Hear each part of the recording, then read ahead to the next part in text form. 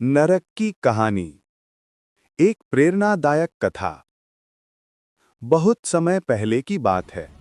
एक नगर में विक्रम नाम का एक व्यक्ति रहता था।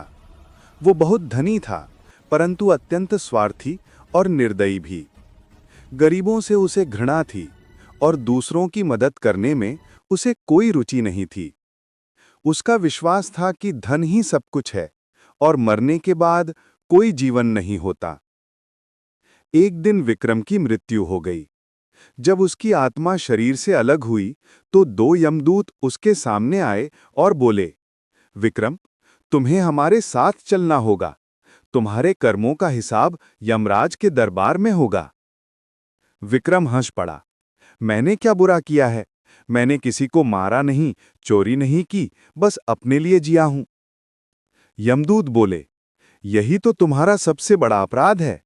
तुमने केवल अपने लिए जिया, दूसरों के लिए नहीं। जब वे यमलोक पहुंचे तो यमराज ने विक्रम को नरक के द्वार पर खड़ा किया। वहां उसने भयानक दृश्य देखे। कहीं लोग आग में जल रहे थे, कहीं बर्फ में जम रहे थे, कोई कांटों के रास्ते पर नंगे पैर चल रहा था और कोई अपने ही पापों का भार ढो रहा था। विक्रम डर गया और बोला, मुझे ये सजा क्यों?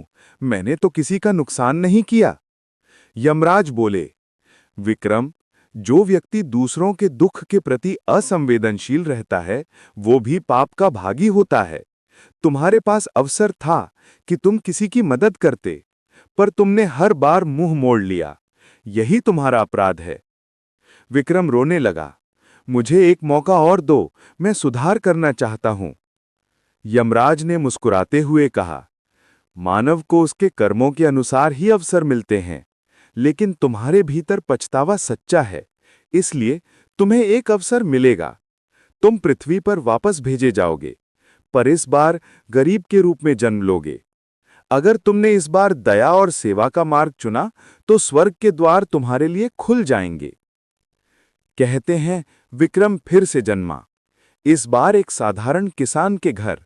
वो मेहनती और दयालु था।